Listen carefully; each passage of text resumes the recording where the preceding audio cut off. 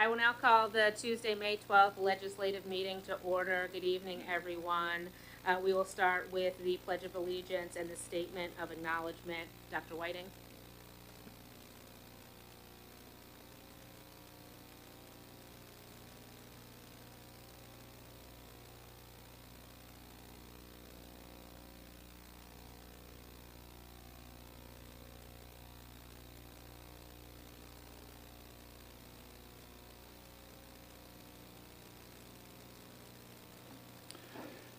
We begin this meeting with acknowledgement of and honor for the many legacies that have impacted our community, particularly those buried over time.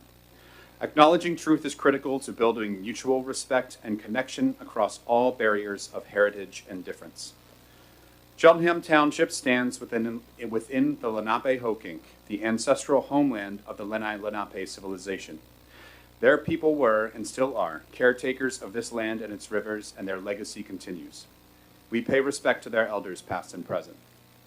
Our community owes its existence and vitality to generations from around the world who contributed their hopes, dreams, and energy to making the history that led to this moment. Some were brought here against their will. Some were drawn to leave their distant homes in hope of a better life, and some have lived on this land for more generations than can be counted. Please take a moment to consider the many legacies of violence, displacement, migration, and settlement that bring us together.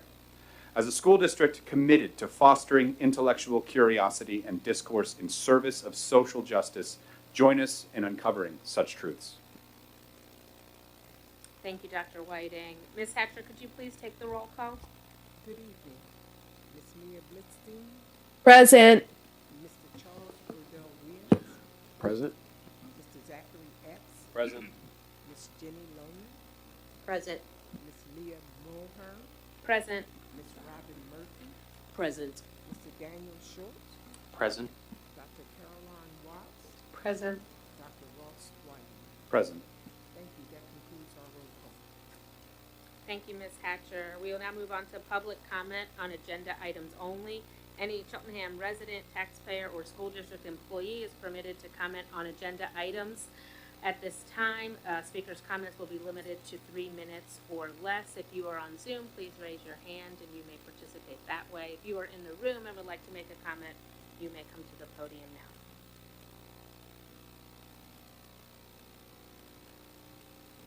Thank you. Seeing no hands and no one at the podium, we will move on to the next portion of our agenda, which are recognitions. And we would first like to recognize Myers Elementary. Mr. Lytle.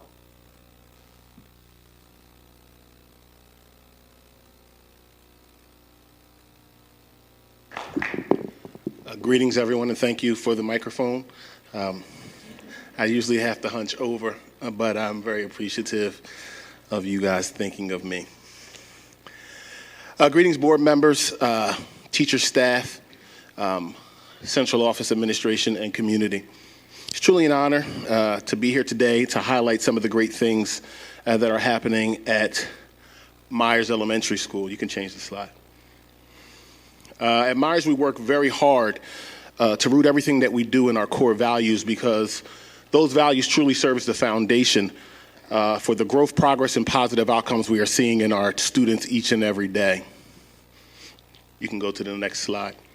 As a principal, when positive things happen in a school, people often acknowledge or praise the principal for the growth that's taking place. And while I certainly appreciate that recognition, I often say, when anyone comes to me about anything positive at our school, I talk about our team.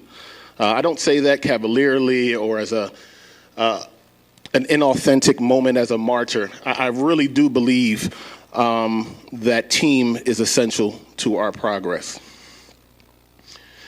Everything good happens because of our team and our village.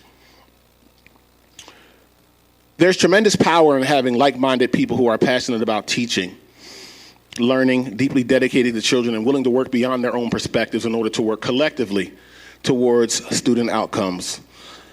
At Myers, we truly operate as a team, a village, and a family, and that collective ownership or collective responsibility of our vision and our students is what continues to move our school forward. You can go to the next slide. One person who perfectly embodies that village mentality and the very heart of our core beliefs is Miss Geraldine Flynn Alston. Miss Alston passed on May 4th, 2026, and I would like to take the time here today to acknowledge her and to pay tribute to her, as she truly embodies the very best things of our Myers community. Ms. Flynn Alston represents everything that is special about Myers. She led with love, consistently passion, humility, and unwavering commitment to children. She approached students not simply as learners, but as whole human beings, deserving care, dignity, patience, and support. Her impact extended far beyond the classroom and touched students, families, and staff throughout our entire community. When we talk about teamwork and collective ownership and building a culture where children feel safe, valued, and loved, Ms. Flynn Alston is truly the embodiment of those ideals and of what it means to be part of a Myers family. Miss Jerry, I never called her that. Ms. Flynn Alston was deeply passionate about children. She was an outstanding colleague, an incredible teammate, and someone who was truly beloved by those who had the privilege of working alongside her. Even when she was not feeling well herself, she showed up and she poured her heart into serving our children. One thing that I admired most about Ms. Flynn Alston was her genuine joy and the joy she took in the successes of the children. She believed wholeheartedly in the children and refused to allow others to underestimate their abilities. She held students accountable, but because she truly believed in what they were capable of accomplishing, yet she balanced those high expectations with love, compassion, humor, and joy. Ms. Flynn Alston was honest to a fault. She told it like it was. But what made that honesty so powerful was that it always came from a place of love, authenticity, and desire to help people grow. She genuinely loved learning about different people, cultures, experiences, and perspectives. We had many conversations, just like, oh, really?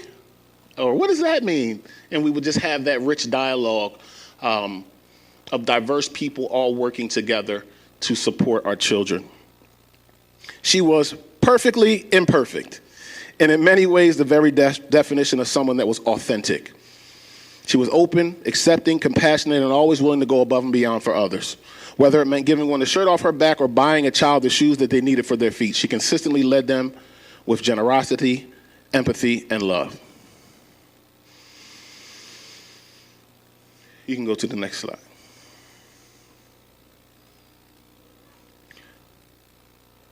What made Ms. Flynn Alston so special is not just what she did, but how she did it. She brought warmth, laughter, honesty, humanity, and authenticity to every interaction.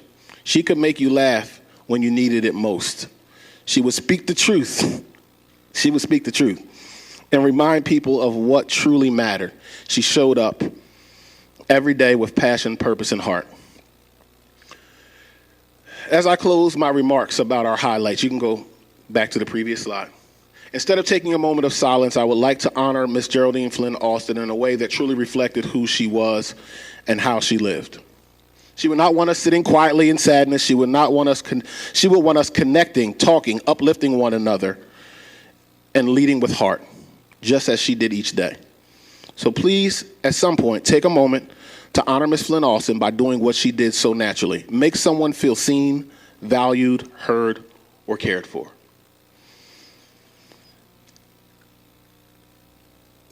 Those who know me know I have data slides that I would love to talk about, but I think that is a perfect spot to put a pin in it and to leave this moment for Miss Geraldine Flynn Alston and her wonderful contributions to not just Myers, but the Myers community and Cheltenham School District.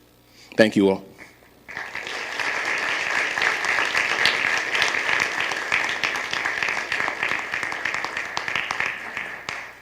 Thank you, Mr. Lytle. Thank you for sharing those kind words, and I think that was the perfect place to stop, and I hope that we will all do, as you say, and honor her as we go about the rest of our week. I will just take a brief moment to appreciate the artwork around the room from your lovely students and art teachers, and so thank you to all of them for the hard work they put into it. I know the board members enjoy walking around and looking at it, so thank you for all of that. We will now move on to recognize our 25 years of service employees.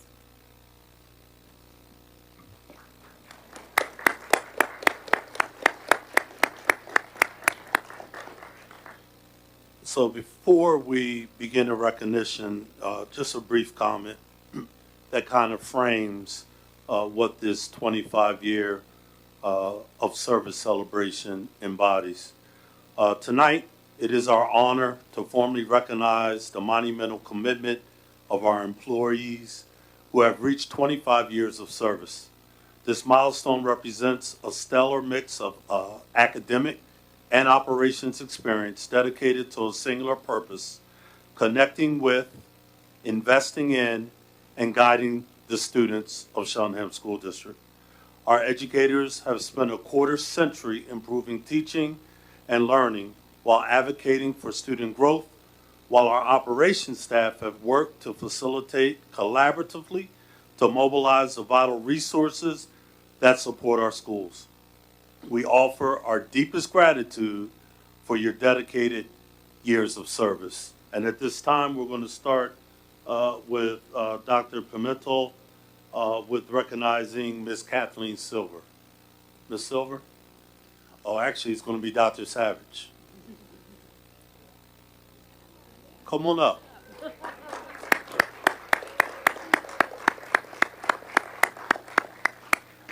Okay, I got to bring this down. Dr. Pimentel couldn't be here today, but he was kind enough to share these words with me. I have been working with Kathleen for the past 2 years since I've been here, but Dr. Pimentel was better able to capture all of the joy and all of the the perfection that she brings to the work that she does on a regular basis. 25 years ago, Kathleen Silver walked through the doors of Cheltenham High School, the same school where her own daughters were students. What began as a career in administrative support became something far greater, a career of service, dedication, and genuine love for the district she calls home and everyone in it. Over the course of her tenure, Kathleen moved to the Central Administration Building, where she became the organizing heart of all of the work surrounding curriculum, instruction, and assessment. In that role, she has supported no fewer than 9 superintendents and assistant superintendents and countless other directors and supervisors. Through every transition, every initiative, and every challenge, she has been the constant, the one who keeps things moving, knows where things are, how everything works, and who needs what before they even ask. I can attest to that wholeheartedly. But Kathleen is more than an exceptional administrator. She is a fierce advocate for the people around her. She looks out for her colleagues with a loyalty that is rare and a warmth that is unmistakable. And she has always operated with a belief that when we take care of our teachers, we take care of our students. Kathleen, 25 years is an extraordinary gift to give your community. And Cheltenham thanks you for it. Thank you. Thank you. Congratulations. Thank you so much. Thank you. I'm going to get a 25. Thank you very much. Absolutely. I appreciate it. Thank you, everyone. You don't want to say anything else? Well, okay, I will say something. I actually started at Cheltenham Elementary. In 2001, I was an aide. I started because my youngest daughter was starting kindergarten, and I wanted to be on the same schedule as my kids, and it worked out very nicely. I then went to the high school. I was there for 5 years in the library as the secretary, and came over here in 2008. And it has been a great pleasure. All the turnaround, every person I've worked with has been a joy. It's been a pleasure. So I've got a few more years left. Thank you very much for all the wonderful words. Thank you.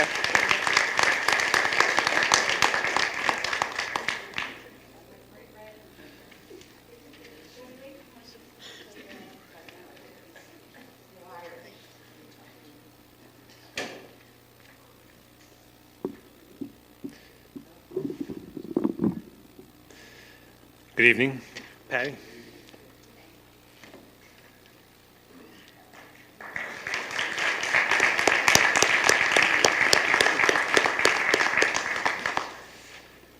So much to say. It is my privilege and honor to recognize one of the most important individuals in Cheltenham School District, Ms. Patricia Tancredi. A person who, if she weren't working at the district, would be immediately missed. Not only because we wouldn't get our paycheck, but also because when you call the payroll department, you won't be able to talk to the kind and understanding voice on the other end. Patty's journey started in 2001 in a building support role, which quickly evolved into the secretary at Elkins Park School. Corey Ayers, friend of Patty and teacher at Elkins Park School, described her time with Patty as, quote, "From day one, it was clear that Patty ran the building and things would come to a screeching halt without her. If you needed anything at all, Patty was the gatekeeper. She could either make it happen with her magic, or she knew exactly who could get it done. She was not just a coworker, but a friend and part of the Elkins Park family," end quote. After 21 years at Elkins Park, Patty made the transition to the business office in the payroll department, where it was quickly evident that Patty was someone who was a hard worker, extremely reliable, and never afraid to ask a question or to do the right thing. These are qualities that are essential for such a high-demanding, high-stress job that is filled with repeating deadlines and enormous responsibility. For that, we are grateful, and we need more people like Patty in our district. And some of you may not know, but on top of being a fantastic coworker, Patty is an incredible artist. Her paintings are hanging all over the district admin building, and they improve every space they hang in. And Patty is also an author, with her most recently published work in a major periodical, and that also can be found hanging within the district admin office. Before closing, I wanted to share some kind words from some of Patty's other coworkers that were shared with me. The first is from an anonymous employee in the business office who describes Patty as being the dinosaur-loving nut job that we all adore. You can hunt that person down. And another Elkins Park teacher, Laura Moore, who describes Patty as one of the most caring, thoughtful, and genuine people I know. No matter what kind of day someone is having, Patty is always there to listen, to help, to give advice, or to somehow make things better. She is the person that everyone goes to because she always knows what's going on and somehow always knows exactly what to say or how to fix it. In closing, it's hard to believe that Patty has reached 25 years of service, the midpoint of her career here at Cheltenham Elementary. And she did it in record time. Congratulations on 25 years.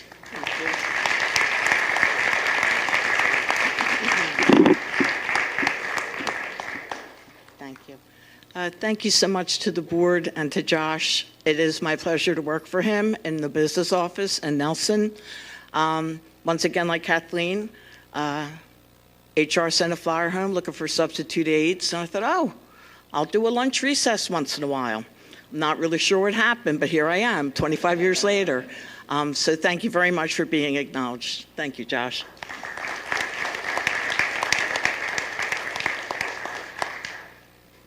Principal Nelson.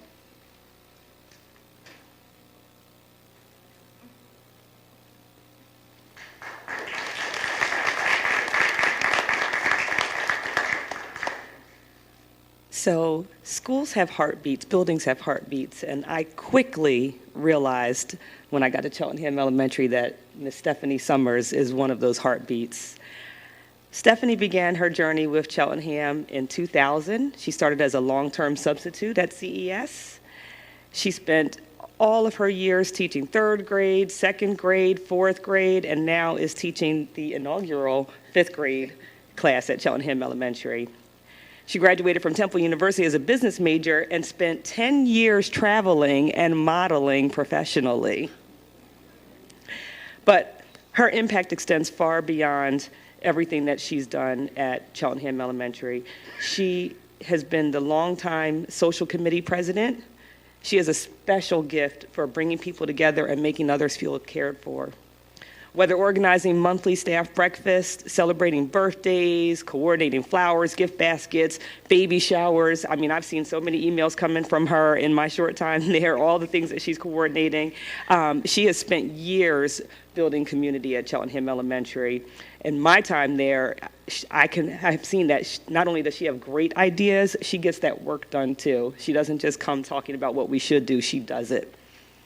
She's also created lasting memories for students through her leadership. She did the Black History Month show for the past 25 years, helped launch the CES Talent Show 8 years ago, and gives staff and students just every opportunity she can to shine.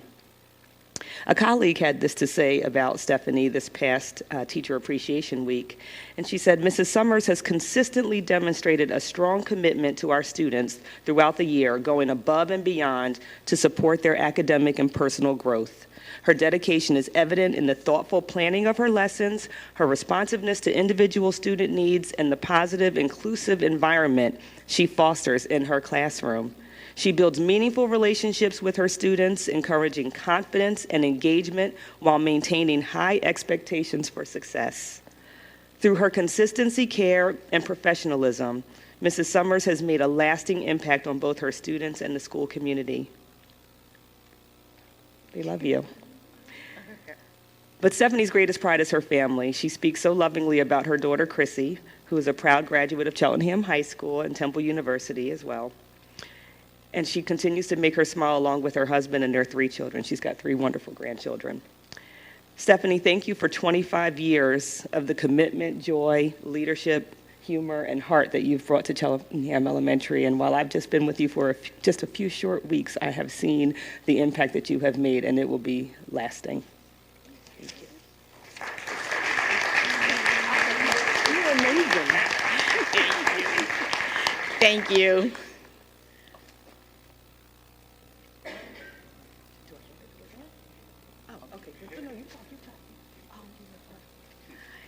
It has been a pleasure to be here for the past 25 years. So I would like to say thank you for giving me the opportunity to work with the children in the district.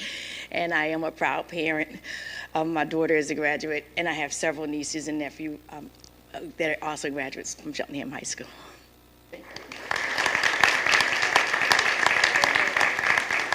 Principal Metcalf.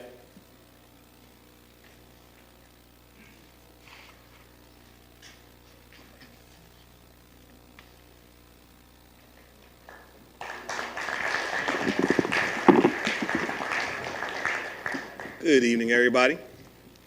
So, I have here Mr. Clark, and Mr. Clark is someone who has truly made a difference at Cedarbrook Middle School, as well as in the Cheltenham School District. Mr. Clark is one of those teachers that you never forget. He's dedicated, passionate, and he always challenges scholars to think outside the box. He doesn't just teach science, he makes scholars think, question, explore, and work for their success.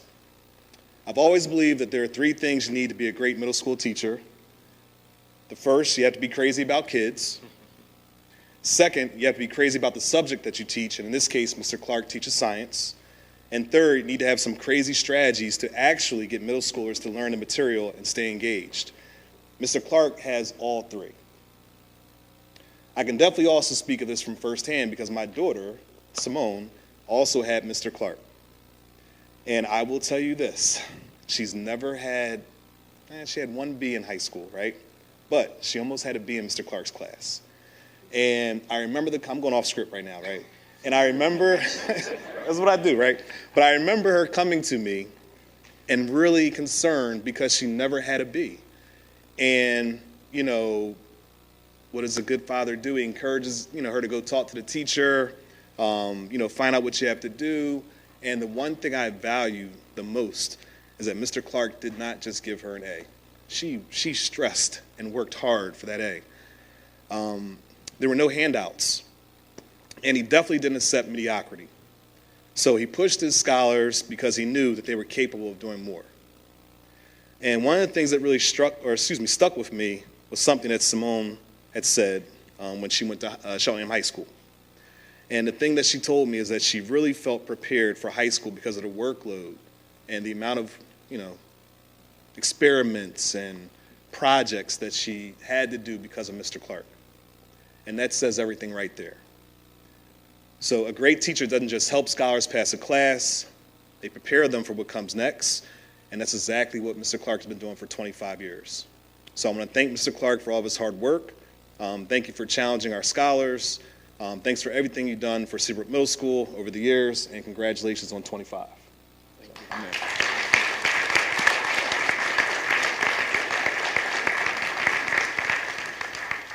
You got to do a speech, man. Everybody knows Mr. Clark been all over the district. You got to give a speech. When I came here in 2001, I will tell you that I thought I had died and gone to heaven. This district was just what I needed. Incredible kids then, incredible kids now. And what I really love is that you guys make sure the kids stay the focus. And I'm so blessed to have been here for this long. Thank you so much. Amen. Thank you. Dr. Ham? You guys should have put me first instead of after Metcalf.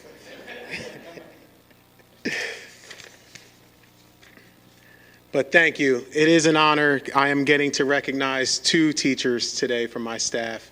And being in Cheltenham as long as I have and having the history with the 2 individuals that I won't put in speech, but it really means more to me to be able to do this opportunity. First up is Ms. Salazar DeJulio.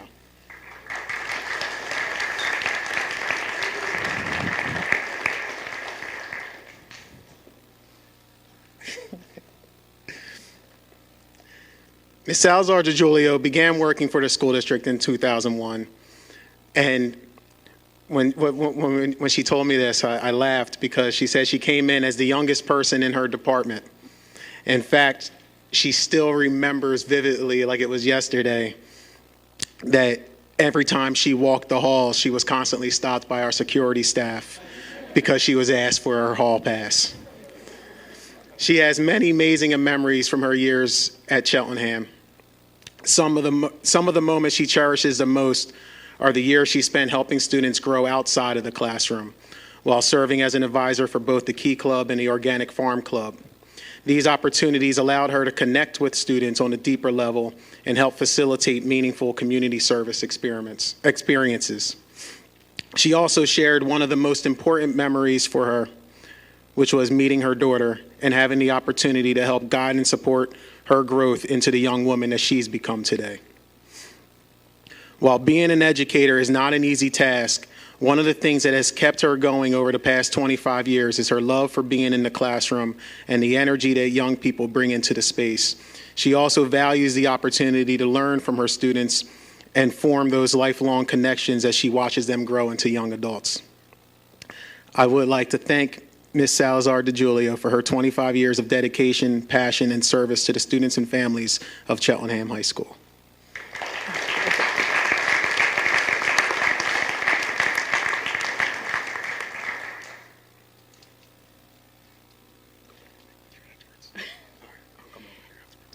Thank you so much. Cheltenham has been my home. My children grew up here, and it's been a wonderful 25 years. I felt so much love and support from my coworkers, from the board, and I love being in the classroom. Thank you.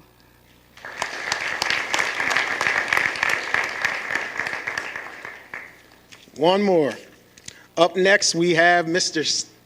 Steve Janke, a social studies teacher, current PBL 10 teacher, and for many people in the high school, their trusted handyman and repairman. Mr. Janke also started in 2001 after spending 3 years teaching in Upper Darby. Growing up in the area and having competed against Cheltenham as a student, he was excited for the opportunity to join our community and help build upon its rich traditions. From the start, he became deeply involved in school life. He coached football, sponsored and created multiple students' clubs, and worked to provide students with opportunities connect beyond the classroom. One example of this was his creation of the Guitar Club, which reflected his commitment to helping students explore their interests and talents. One of Mr. Janke's most proudest accomplishments was working alongside Miss McKenna to create our blue and gold tradition. Many may not realize that this school year marked the 20th annual blue and gold competition, where unfortunately the gold team won. However, traditions like blue and gold exist because of the vision, passion, and dedication of educators like Ms. McKenna and Mr. Janke, who work to create experiences for students to remember long after graduation. Outside of the classroom, Mr. Janke has always had a passion for building and repair work, something many people around him know very well. Over the last several years, he's had the opportunity to merge those passions of teaching and fixing in the PBL environment. His creativity and skill set have helped students develop incredible presentations, and he played an influential role in projects such as their Illusions exhibition. In many ways, joining PBL reignited his passion for teaching, because it allowed him to not only teach social studies, but also to help students learn practical skills, build with their hands, and express their creativity. When asked what keeps him coming back day after day, Mr. Jenke shared, "As a child, it was the great teachers and faculty I had in school, both in the classroom and through sports and activities, that helped me mature and find purpose. I still feel honored to help our students the way I was helped, and to provide them with a stable and caring place to be every day." Mr. Jenke, thank you for your 25 years of dedication, passion, and service to the students and families of our community.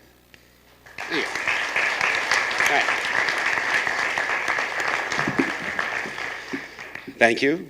It's been an honor to be here for 25 years. I just can't believe how fast 25 years has gone. I know Mr. Clark and I look a little older, but Anna looks exactly the same from when I met her that first day. And I just want to say, I'm very passionate about what I do, and I complain a lot, and I go a little crazy, but I think that's to balance out the amount of love and fun I have at this school. I really have enjoyed my 25 years, and when people ask me how many more years I have, I tell them 5 to 7, but I don't know. Who knows? I think it's going to be hard to walk out of this school when it's done, but I just want to say thank you. All right. Let's go back there and take a picture. Principal Lytle.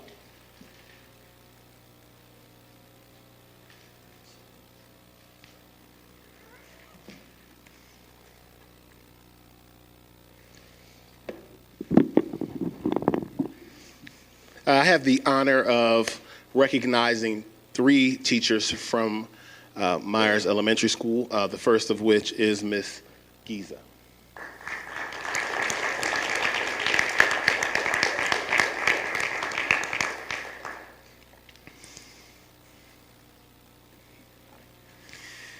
It is with great pleasure that I recognize Ms. Giza for 25 years of outstanding service to the Cheltenham School District. Today actually marks the official 25th anniversary date of her service, making this even more special of a recognition. For her career, Ms. Giza has dedicated herself to the students and families of Myers Elementary School. 19 of those years were spent serving as a highly respected K-2 learning support teacher, where she collaborated closely with the general education teachers to ensure that students receive the care, instruction, and support they needed to succeed. I just pictured you coming to my office and saying, "Mr. Lytle, I just wanted to..." Okay, got it. For the past 6 years, she has continued making an incredible impact as a first-grade general education teacher. Ms. Giza is the kind of educator that every school hopes to have: warm, consistent, dedicated, deeply committed to the children. She creates a classroom environment that is welcoming, academically engaging, and the relationships she builds with the students and families and colleagues are truly exceptional. She is a trusted teammate, a professional, and she is someone who can always be counted on to lead with integrity and excellence. On a personal note, one thing, I feel like when I say that, you're like, what is he going to say, right? Okay. On a personal note, one thing I appreciate about Ms. Giza is something she probably does not even realize. As a principal, you learn quickly how to navigate difficult conversations, stressful moments, intense situations, especially when they're rooted around children with different perspectives. And Ms. Giza does that exceptionally well. She's very candid, she's very clear, but she's thoughtful and always willing to work through differing perspectives in order to do what's best for children.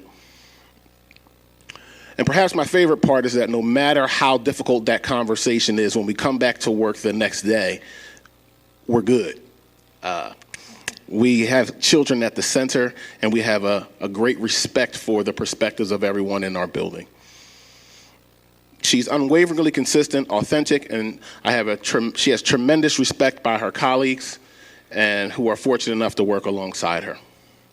Ms. Giza, on behalf of Myers Elementary School and the Cheltenham School District, we thank you for your 25 years of phenomenal service, dedication, and impact on generations of children. We salute you and congratulate you on this incredible milestone. Thank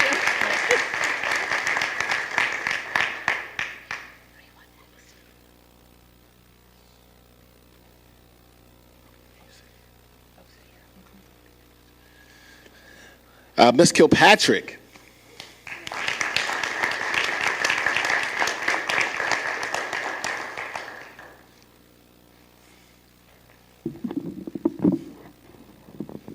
I know every principal says this, but I really love my team. I think I'm really fortunate. Okay, it is an honor to recognize Ms. Kilpatrick for her incredible 26 years of service to Myers and the Cheltenham School District. She started that first year as a long-term substitute, but the past 25 years have been spent entirely at Myers, where she has left a lasting impact on, again, generations of students, families, and staff. Over the course of her career, Ms. Kilpatrick has served in multiple roles, including 16 years as a Title I math specialist, or a math specialist, as well as a second grade, fourth grade teacher, and an outstanding kindergarten teacher, which is her role now. During her years as an interventionist for math, she worked closely with teachers and families to provide students with the supports, resources, and encouragement needed to help them reach their potential. As a kindergarten teacher, Ms. Kilpatrick brings something truly special to our building. She has patience, perspective, a calm demeanor that only a seasoned teacher can bring to a classroom full of 5-year-olds. Whether navigating the funny moments, the messy moments, the challenging moments, or the joyful achievements, she approaches each day with laughter, grace, consistency, and an unwavering love for children. One thing that I admire most about Ms. Kilpatrick is the way that she takes things in stride. She has a wealth of experience that allows her to truly understand what is important, what is worth fighting for, what can wait until tomorrow, and what is absolutely necessary for children to reach their fullest potential. That perspective brings a sense of calm and steadiness, not only to our classroom, but to the entire kindergarten team. I also deeply appreciate Ms. Kilpatrick's approaches to collaboration with her fellow kindergarten teachers. They have created systems, procedures, communication practices, and a kindergarten culture that truly welcomes children into the school along with their families. They don't simply teach students that they're assigned to them in their individual classroom. They work collectively to support all kindergarten students as a team.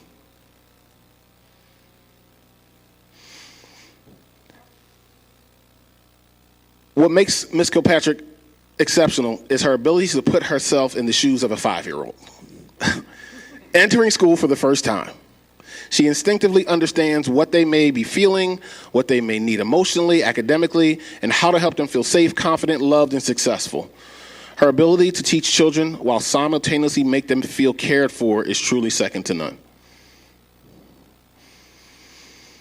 One thing that I admire is her ability to connect with students and to hold them to high expectations while still caring for them. And if you know Ms. Kilpatrick, you know that she's going to tell it like it is. I have a lot of teachers that tell it like it is, which I like. I like that. Okay, I'm sorry.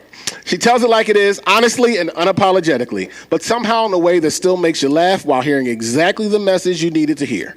That authenticity, humor, and directness are part of what makes her such a special and valued person, and such an important part of the fabric of Myers. Ms. Kilpatrick, thank you for 26 years of dedication, professionalism, teamwork, and unwavering commitment to children, and we salute you and celebrate the tremendous impact you have had on our school community. Thank you. I'm surprised no one has anything to say. You guys say stuff to me all the time, all the time. And Ms. Diamondstein.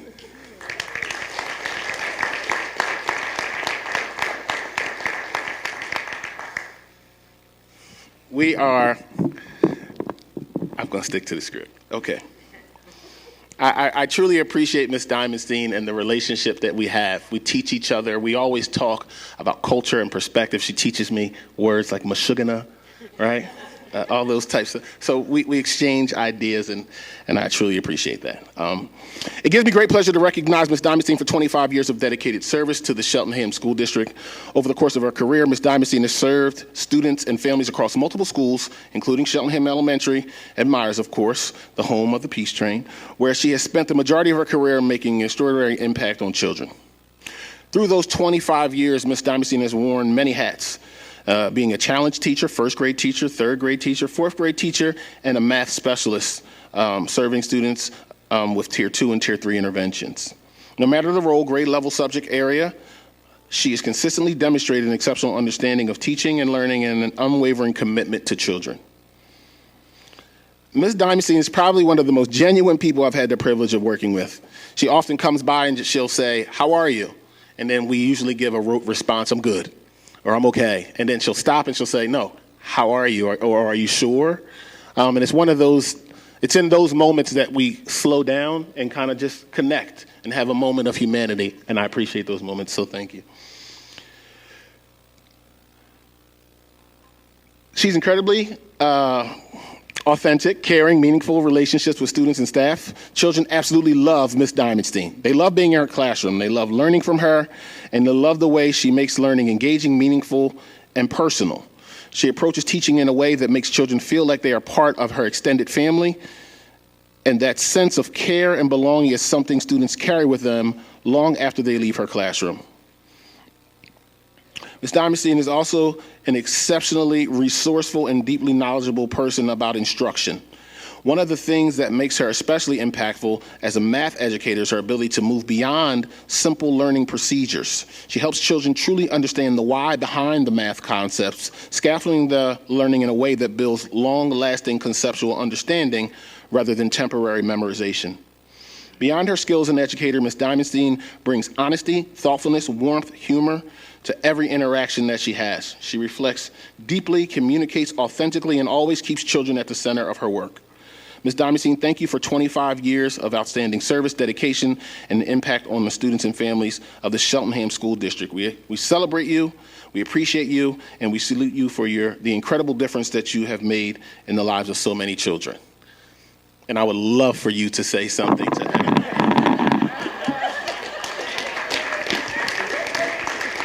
When I first, no, I'm just kidding. It really has been an honor and a privilege to work here for almost my entire teaching career. Little side note, I did my student teaching here. I worked here through grad school. So even though I'm an Abington alum, this really is home to me, right? So thank you. I am sure that she was sweating that entire time and that I was very nervous about what she might say, but thank you, you did a wonderful job. Okay, thank you very much. Principal Teller.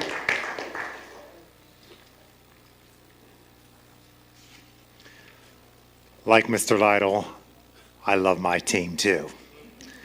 Tonight I have the honor to celebrate and acknowledge two extraordinary educators at Wyncote Elementary. So we'll start with Mrs. Landolfi.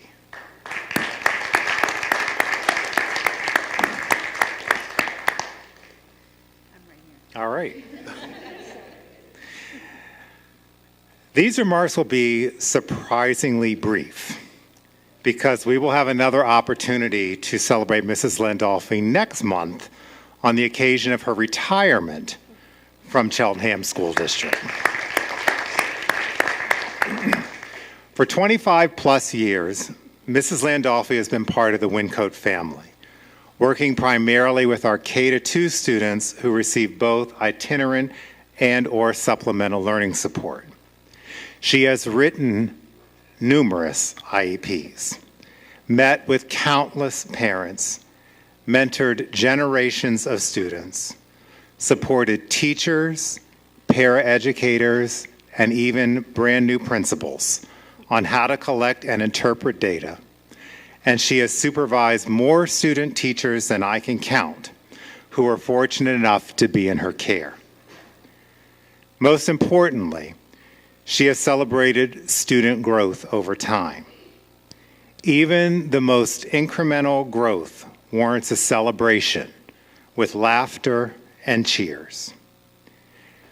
Many parents have commented over the years that Mrs. Landolfi has become part of their family by the way she makes the often confusing world of special education understandable to them. Through it all, Mrs. Landolfi has been a part of our family, and we a part of hers. Here it comes. Fred Rogers says that times when families laugh together are among the most precious times a family can share. We have had many good laughs at Wyncote Elementary in the past 25 years with Mrs. Landolfi, and we look forward to the continued laughs for at least the next 5 weeks.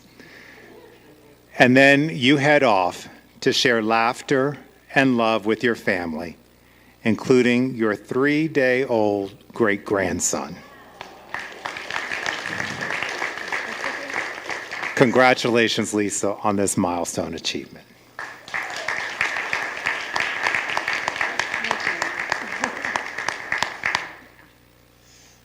Well, Are you going to talk? I'll talk. You I know knew better than you that. would. I've always got something to say. I'll keep it brief. Usually I don't. But I have to say, it has been an absolute honor to work with all the students that I have worked with over the years that I have been in Cheltenham. Every child that has walked through my door, I have loved. Every student, it doesn't matter who they were, as soon as they entered that room, they became mine, and they became my heart. It has been a journey worth having, and if I had to go back and start my journey again, I'd do it all again, with every child, every challenge, and every moment, because this journey has not only been about teaching the children who've walked through my door, but it's been about teaching me. Those children taught me so much about just being human, just enjoying the little things in life. Because truly, children are innocent. They come to us with the most wonderful curiosity and joy. And if we can remember that, every child has that gift, no matter what their struggle is and what IEP says. If we remember that, then we truly are teaching, loving, and just being a part of the village. So thank you very much. I appreciate it. It's been wonderful.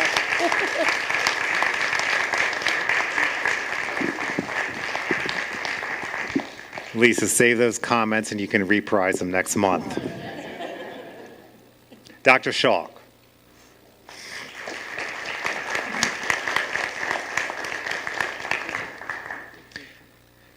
Don't worry. Outside of Dr. Schalk's kindergarten classroom, there is an ocean-themed bulletin board with the caption, "Dive into our sea of scholars." Dr. Schalk's professional and life experience align with Fred Rogers' wisdom that diving into unknown waters requires vulnerability, honesty, and kindness. For the past 25 years, Dr. Schalk has been swimming in the sea of the Cheltenham School District. She took the risk to work with the Alternative Middle Years program at EP. She dove in feet first to develop and pilot a model program for elementary inclusion classrooms at Glenside Elementary. She floated over to Cheltenham Elementary to teach first and second graders, and then joined Wyncote's kindergarten team 4 years ago. And trust me, I know from firsthand experience that teaching kindergarten always feels a bit like you're swimming upstream. Along the way, Dr. Schalk took a detour into the very deep and dark and turbulent waters of childhood cancer with her beloved son, Dominic, who is graduating from high school next week and then sailing on into college. That calls for a round of applause.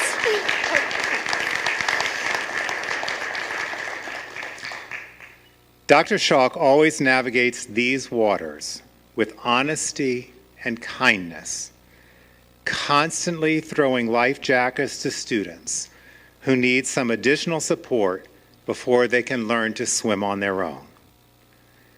Thank you for these 25 years, and here's to several more, and because you have college tuition to pay. Yes, I know. And hopefully you can sit by a pool or the ocean this summer and just watch the waves rather than feeling like you need to jump in.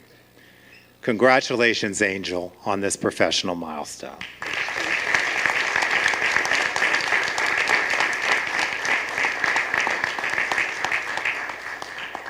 I'll just thank you. It's been an honor.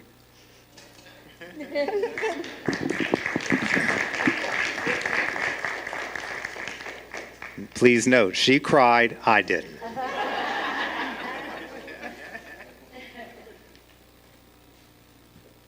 All right, thank you to all of our building principals for sharing about your, central administrators for sharing about your beloved staff members. I think we all enjoyed hearing the impact they have made, and then hearing from some of them about the impact our students and district have made on them. So I wish we had more because that was so lovely, but we are going to move on to approve our minutes. So if I could have a motion to approve our minutes from our April legislative meeting, please. So moved. Dr. Whiting, a second? Second. Thank you, Ms. Murphy. Any comments or discussion? Thank you. We will move to vote. All those in favor, say aye. Aye. Aye. Any opposed? Thank you. The motion carries and the minutes are approved.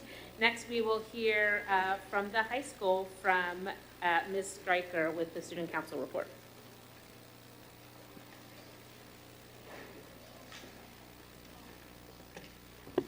Okay.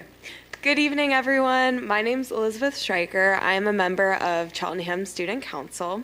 Our last meeting was April 22nd. Since then, we've hosted student council elections for our upcoming president. We haven't quite announced who the winner is, but be out for that information because it will be posted soon. Tomorrow, and join with Key Club, Student Council is hosting a campus cleanup.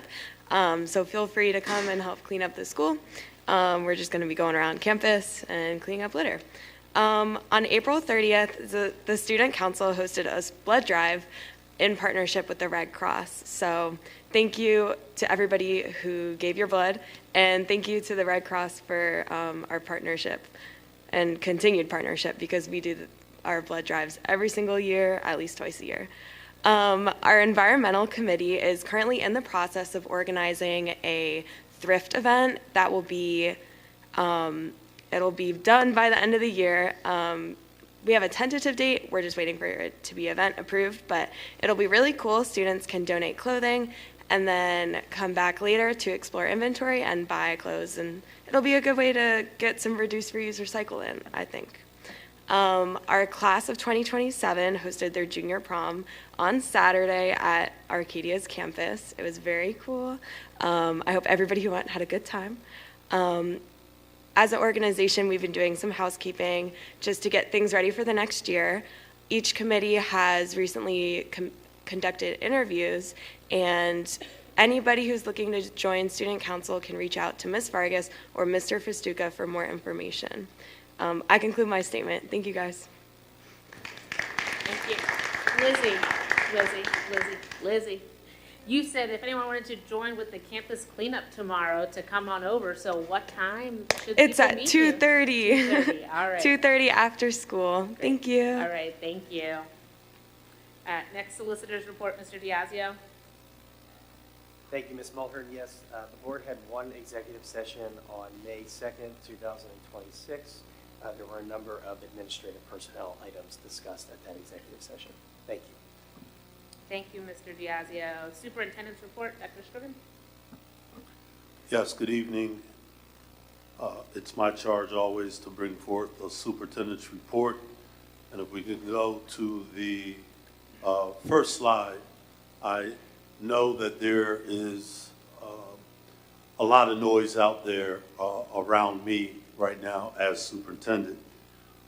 And some of that is framed in an inaccurate narrative of a statement attributed to a report I made with 6ABC, where a quote regarding slow to respond has been connected to misconduct or any inappropriate behaviors, that's what I was slow to respond to, and that is by far the truth. The statement was framed around my timeliness in responding to emails and other correspondences. As I go through this presentation, you will see that we take any allegations extremely serious. It's paramount that creating a safe environment is at the forefront of what we do. So I wanted to clarify. I know that there are some challenges which are unique around perspective with Cheltenham Elementary. Our full administrative team is pushing in to support Cheltenham Elementary, and I simply wanted to start by addressing a statement that has really spiraled out of control, and I wanted to set that record straight this evening. Next slide.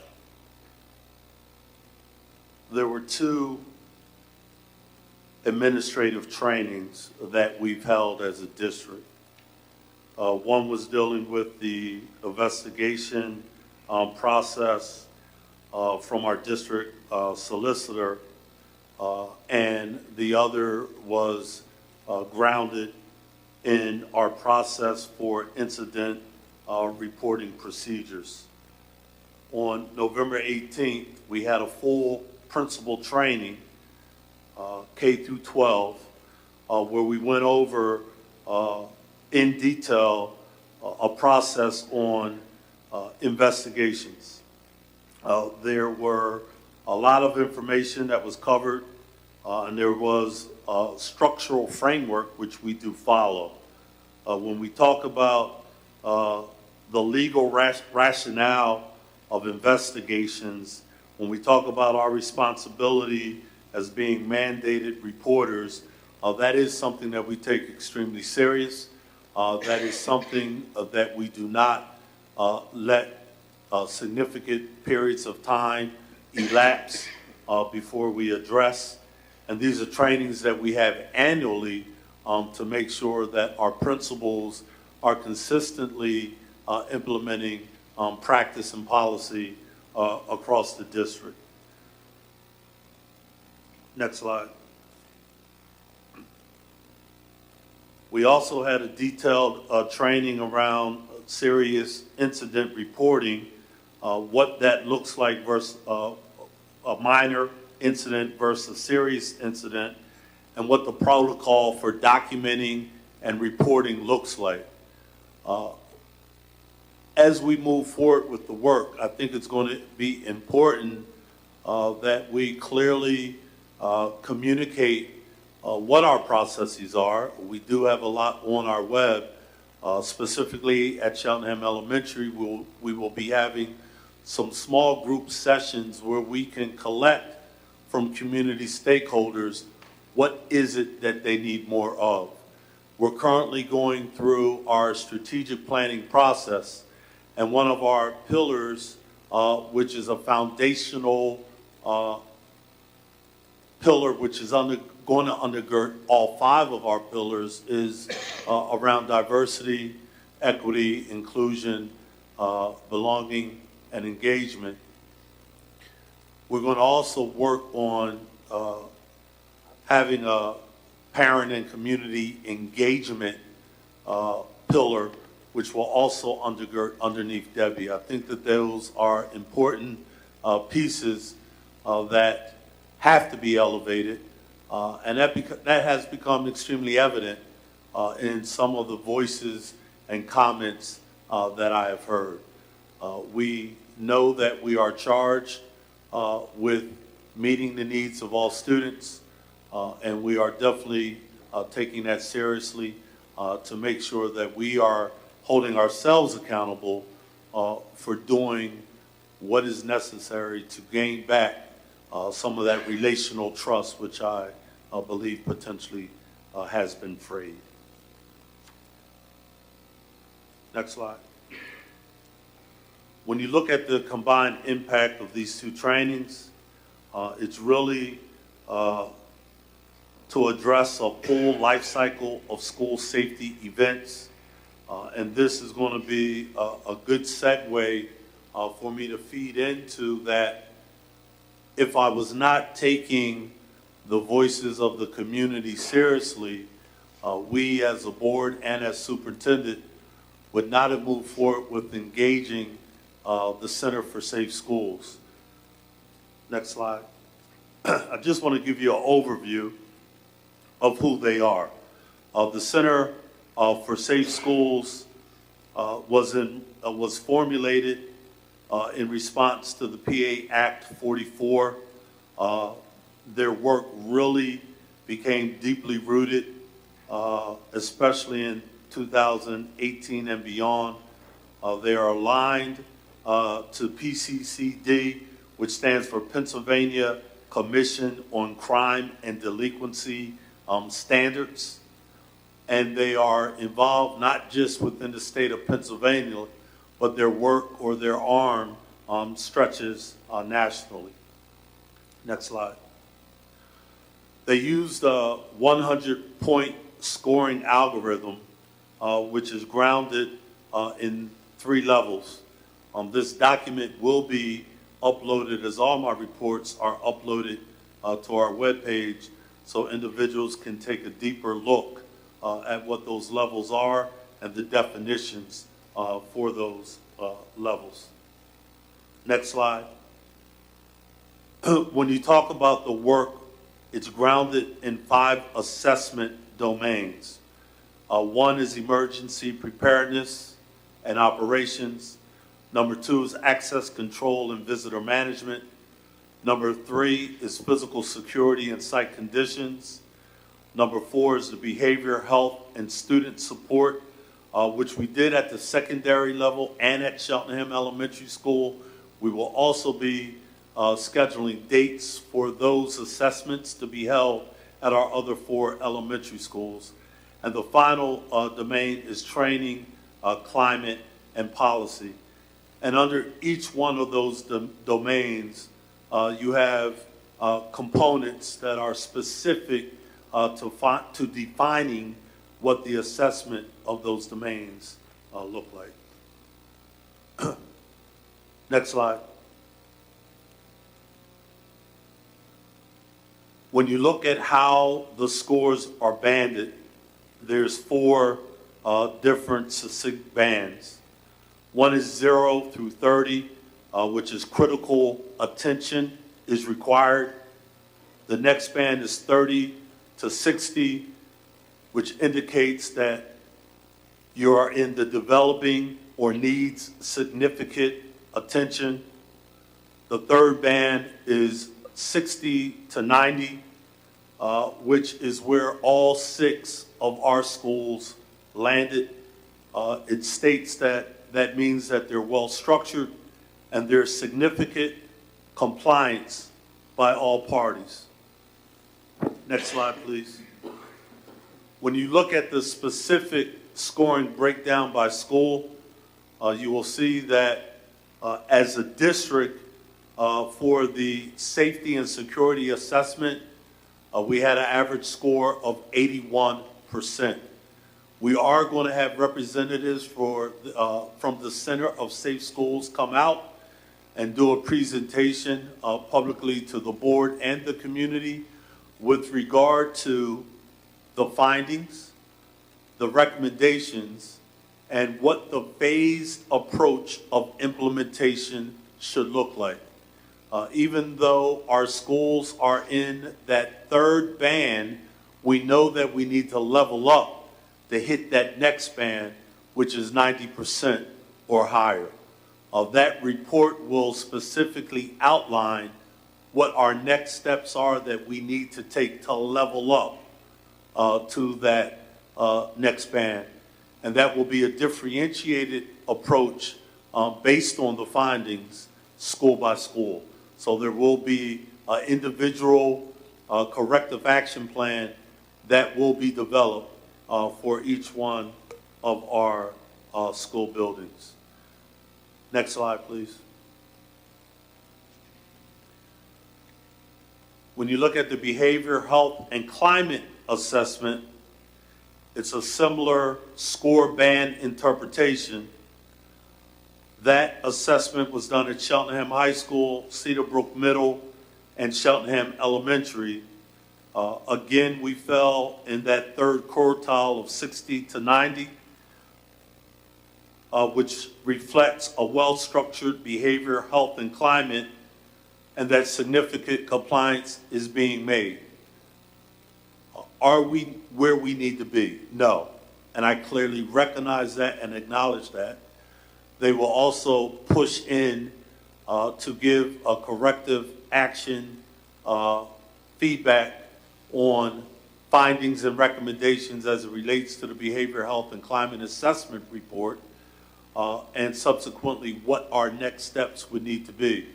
We prioritize the secondary, especially the high school and Cheltenham Elementary, because we know that right now, based on the data, is where the greater attention needs to be directed.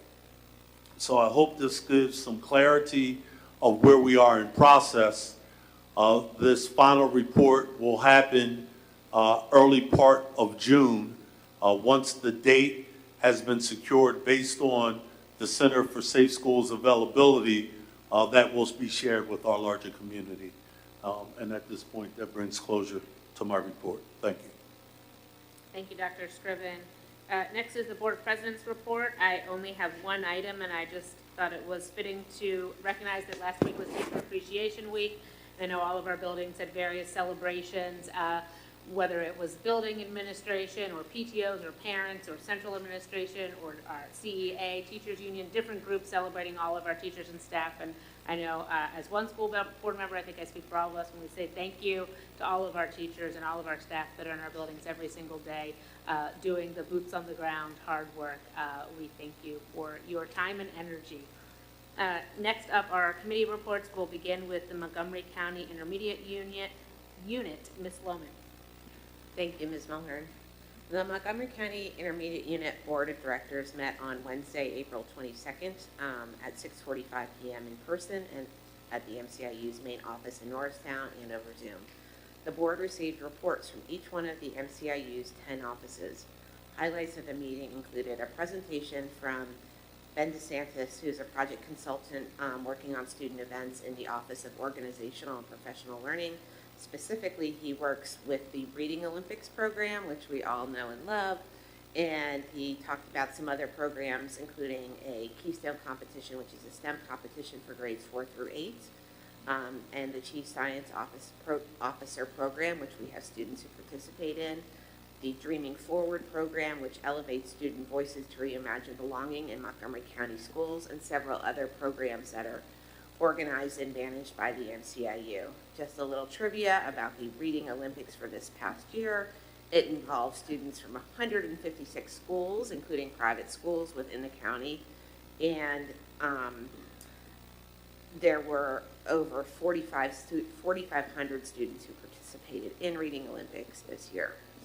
One other thing I just wanted to mention is that Mr. DeSantis mentioned that the Rendell Center for Civics and Civic Engagement and the Montgomery County Bar Association are looking to get into 250 classrooms in the county to celebrate the 250th anniversary of the United States. We didn't get more details on that, but it sounded interesting to me, and so if there's anybody out here who wants to know more about it, let me know and get you in touch with Mr. DeSantis. Zachary Trump, who's the director of the MCIU's Office of Business Services, provided an MCIU funding breakdown presentation about the current fiscal year's budget. The presentation is actually publicly accessible on MCIU's website. If you go to their board docs and click on the April 22nd meeting, the presentation is attached to the meeting agenda. The MCIU's budget currently includes 112 separate cost centers, which means that there are 112 smaller budgets that make up the entire operating budget, which totals just shy of $200 million. It's $199 million. The member services budget, which is what each district pays into, including Cheltenham, is $2.1 million, or just 1% of that overall budget. All other revenue is fee for service, meaning the services the IU sells to member districts or schools, grant-based funding, either state or federal funding, and some private foundation funding as well. The federal funding is either pass-through, such as the special education funding, which the IU manages on behalf of the state, or direct funding, such as Head Start funding for the Head Start programs that the IU operates. I'm going to just leave it at that. There was an extended discussion about the indirect cost rate that the MCIU uses, which is set by the state on behalf of the federal government. That is the indirect cost rate that you can take out of a grant award that you receive for administrative expenses. There was quite a discussion about that. There was also a fair amount of discussion about whether to direct the MCIU's administration to create a request for proposal for legal services, as the MCIU has apparently never bid out for solicitor services in the history of the intermediate unit, which is like, I don't know, 50-some years. The board approved a motion to have the administration present an RFP for legal services to the board in January 2027, with services to then be effective July 1st, 2027. The board also approved a resolution to establish an ad hoc committee of the board on travel reimbursement policies and procedures, imposing a temporary travel moratorium and authorizing engagement of external professional advisors due to some issues that were reported on a few months ago about travel that had been taken by the executive director and some other members in the leadership team at the MCIU. Just a couple of other things. The Project Aware grant, which is federal funding to assist with addressing student mental health needs, of which Cheltenham has been a participant in, and that grant actually ends September 2026. The MCIU is actually collecting testimonials about the importance of the work that is funded by that grant, suicide prevention, student mental health awareness, to get the state to support the IU's efforts to continue this work and apply for another federal grant. There will be a job fair hosted by the MCIU on May 13th, and the next MCIU board meeting will be held on Wednesday, May 27th at the MCIU's main office and over Zoom. This ends my report.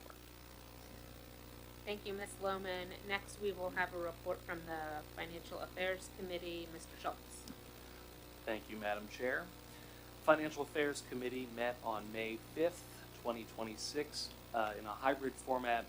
Following roll call and approval of minutes, the committee received our interim financial information presentation, which I would recommend folks interested in the details of those numbers. The video is posted online, but everything is moving according to plan, and the line showing expenses is moving towards the line showing revenues at the right rate. We then had a presentation about an item on tonight's agenda, which is the food service management renewal, or contract, which can be renewed, but due to structural changes in our district, namely the fact that we no longer have the EP building, the decision was to rebid our food services contract this year, and this evening we will be voting on the recommendation that came out of that process. But the process was very involved. It involved taste testing and surveys and other types of interviews in addition to evaluation of the proposals themselves.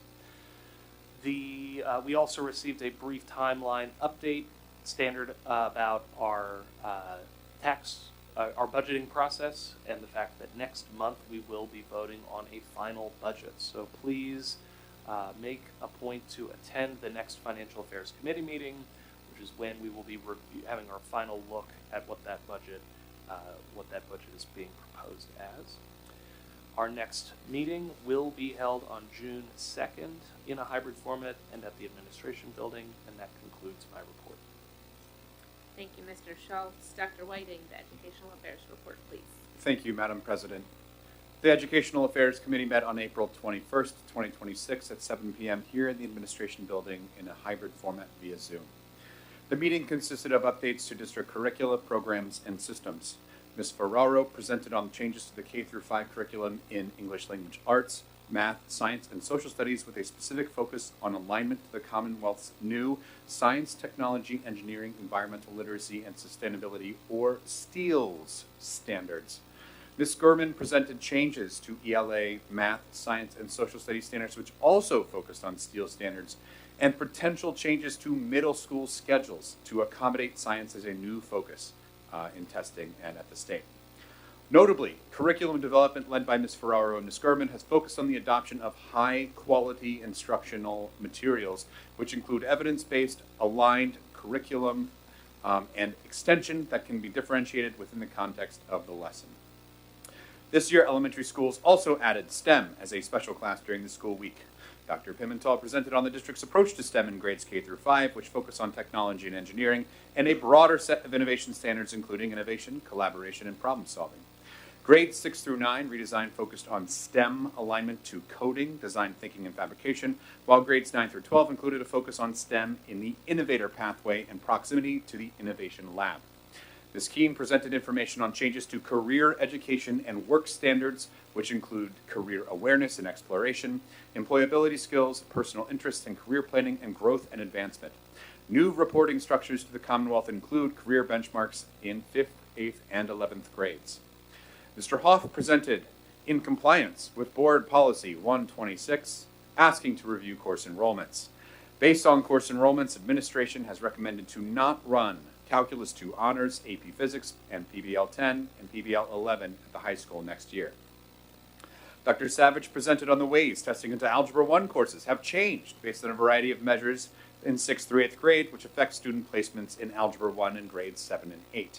In addition, pathways for students to engage in math in grades 7 through 12 were mapped and described. The board will consider the adoption of new ELA, Math, Science, and Social Studies curriculum in the June legislative meeting. The next Educational Affairs Committee meeting will be on May 26th here in the Administration Building at 7 p.m. in a hybrid format via Zoom. Thank you, Madam Chair. Thank you, Dr. Whiting. Eastern Center for Arts and Technology, Mr. Burdell Williams. Thank you, Madam Chair. The Eastern Center for Arts and Technology has not had their May meeting. That meeting is scheduled for tomorrow, May 13th at 8 p.m. in person at Eastern's facility on Turwood Road in Upper Moreland. If you do want to follow up on any previous board meeting minutes, they are available on Eastern's website at eastech.org. Thank you. Thank you, and you can continue with the facilities report, please. All right, sounds good. The May meeting of the Facilities Committee was held on May 5th in the hybrid and in-person format.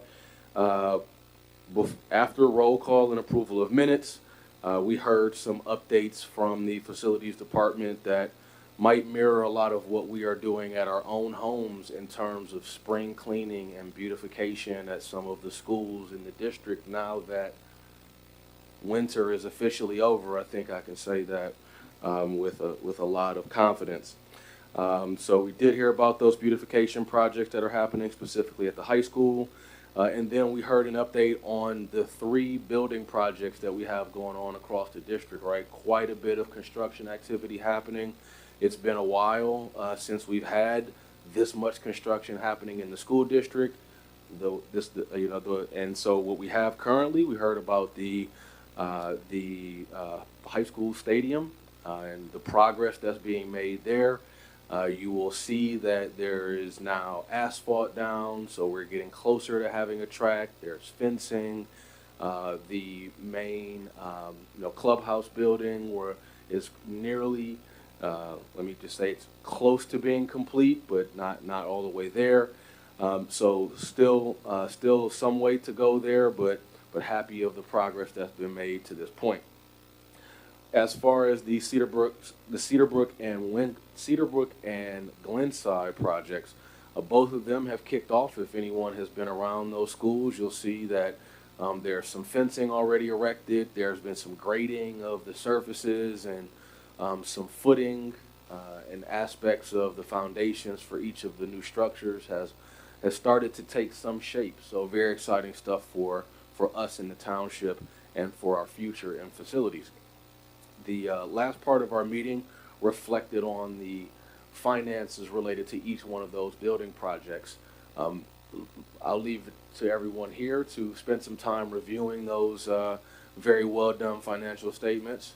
But what I will state is that what you'll see reflected on those statements reflects the progress that has been made in those projects. So for the high school athletic stadium, we're about 80% of along the way from an expense perspective based on what's budgeted. I won't put any words in anyone's mouth and say we're 80% complete with the project itself, but we've paid about 80% of what we budgeted for that project. And then for both of the construction project at Cedarbrook as well as at Glenside, you'll see that so far, even though we have had some construction happening, that a lot of what we've paid for was a lot of the pre-work and administrative work that was required before we even started to break ground. We will continue to gather those updates for future meetings of the Facilities Committee. So stay tuned over the next number of months and years as it comes to our projects, and that information will be available on our website for you all to review if you do not make the meeting. The next meeting of the Facilities Committee is that the 12th? 2nd of June? The 2nd of June at 7 p.m. That will be in a hybrid format. And that concludes my report. Thank you. Thank you, Mr. Burdell Williams. I will now give the liaison group report. The liaison group met on April 20th with members of the school district staff and school board, as well as members from the township staff and commissioners. The school district updated the township on our construction projects, similar to what Mr. Burdell Williams just outlined, including gratitude for them being flexible and working with us on the permit fees to come to a agreement that was mutually beneficial for everyone. We updated them on strategic plan process, the assistant superintendent search, administrative moves with Cedarbrook East and Cheltenham Elementary. The township updated us on work that PennDOT is doing with changing the speed limit on Ashbourne Road, and that is still an item that is in process before it can actually be signs up, the speed limit changed. They are still underway searching for the next police chief and township manager. They also spoke about facilities on their end, a new pool that will be at the old Melrose Country Club at the new development that is there across from Cheltenham Elementary. Work at the Roland Community Center, trail system work, lots of different things. They continue to work on updating citizens committees, including the Human Relations Commission and the Active Transportation Committee. And the new committee, the Active Transportation Committee, is a new committee that is going to work on improving connecting existing trails with other trails, both in the district and outside of the township, as well as adding new ones, hopefully down the road. So some exciting work happening there. They touched on their own comprehensive plan that townships are required to have through the state. And they announced that there's a new township merchandise store that I believe is now live. So if anyone wants to have some Cheltenham Township swag, they can find that at the Cheltenham Township website. And the next meeting for the liaison group will be this coming Monday, May 18th at 8 a.m. via Zoom.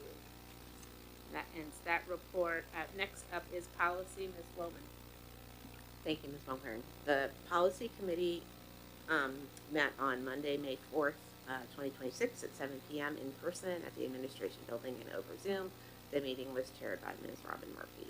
After roll call and approval of the minutes of the March 24th Policy Committee meeting, the committee reviewed and discussed proposed changes to 7 existing policies under new business.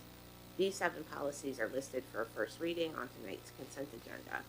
They are Policy and Administrative Regulation 806, Child/Student Abuse, Policy and Administrative Regulation 860, Maintaining Appropriate Boundaries with Students, Policy in AR 350, Educator Misconduct, Policy in AR 236, Threat Assessment, and Policy 255, Educational Opportunity for Military Children, Policy 827, Conflict of Interest, and Policy 619, the District Audit.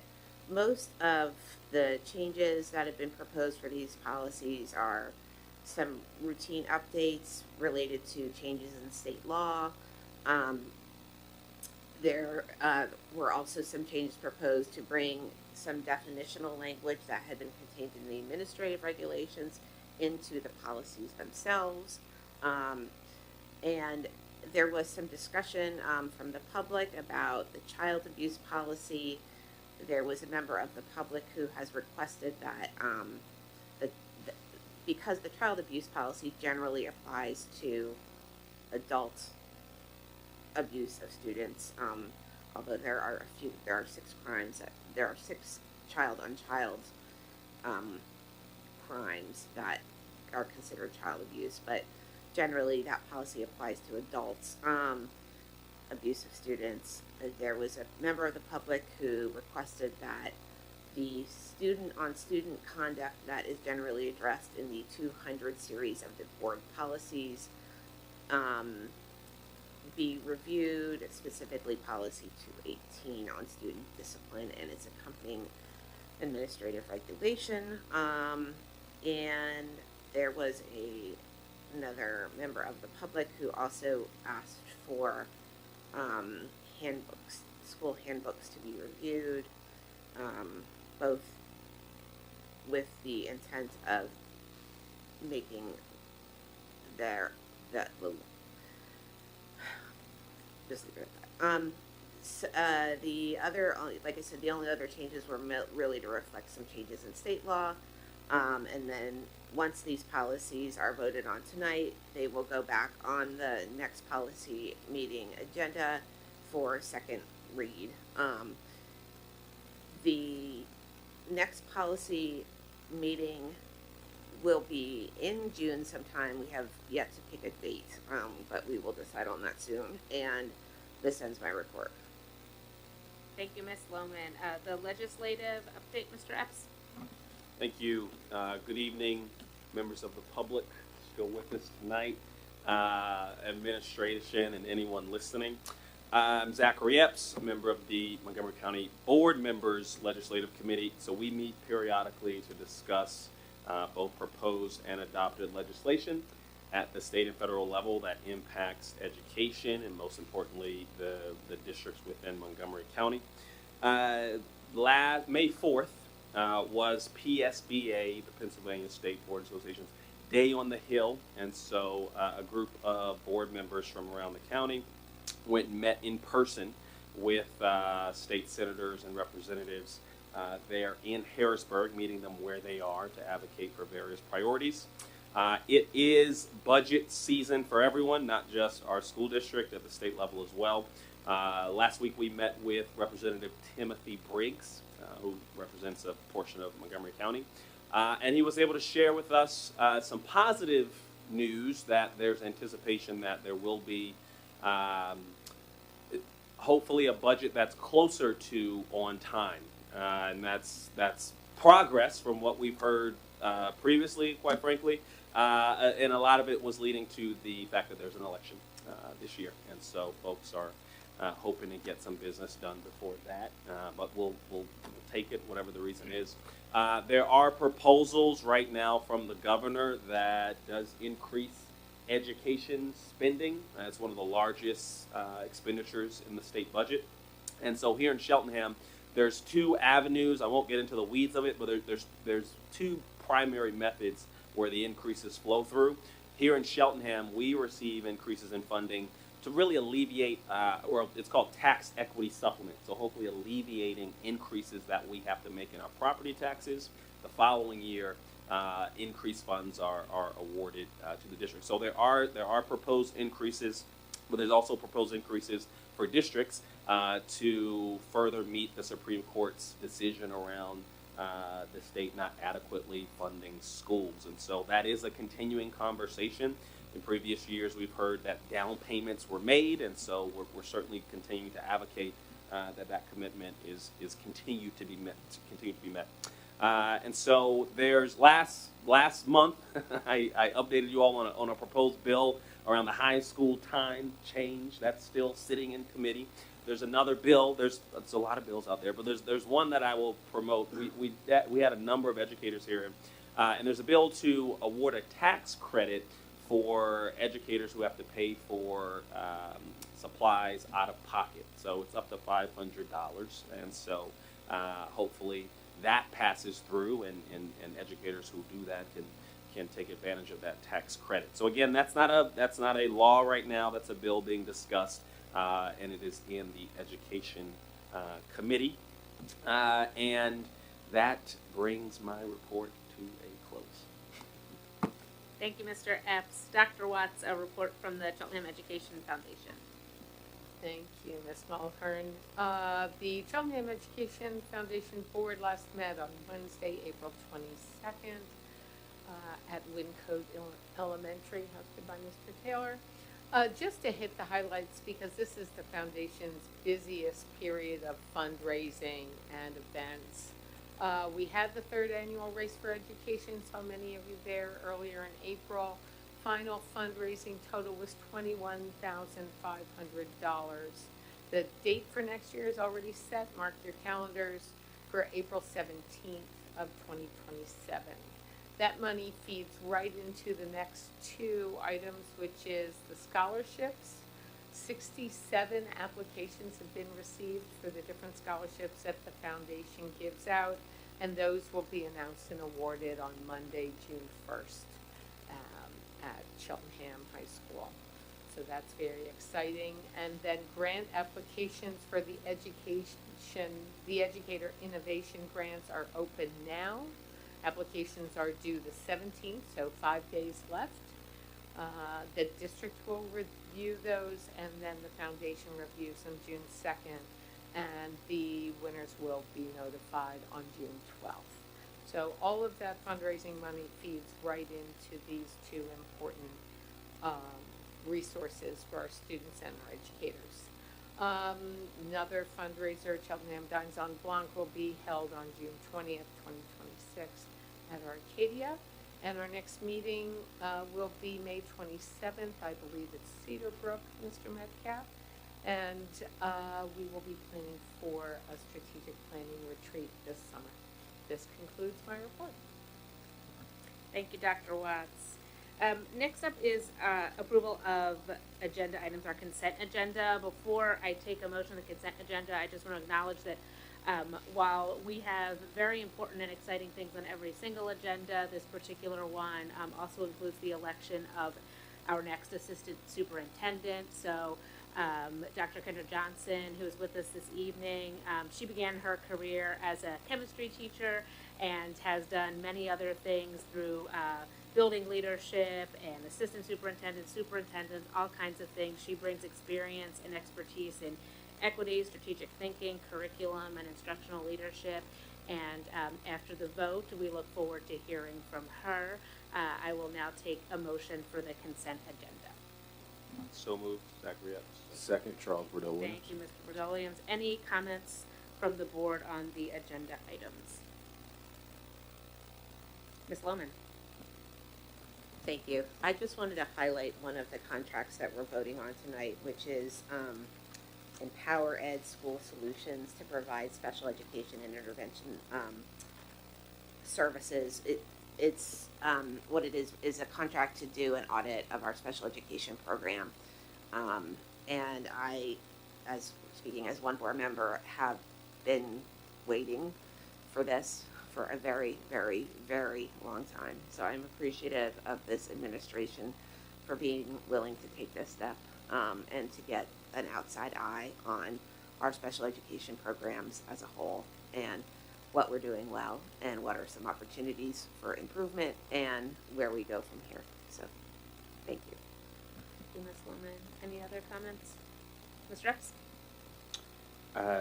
Second to those comments, also that we are continuing to, I'm always encouraging continuing to invest in the mental health supports for our students. So you'll find a contract that does it at the secondary level. Shout out to MTSS. I'm sure it's still working and leading to some of these things. But I also want to comment on the considering for our assistant superintendent. And so I just want to make a really I think when I look at, there's such a comprehensive experience that Dr. Johnson offers. Some things that stood out to me were measured success, specifically for student for specific student groups. And also you can see progress at large from previous districts that she's had. We know that we have a policy around equity that touches, we heard our strategic plan is going to be undergirded by parent and community engagement and diversity, equity, belonging, and inclusion.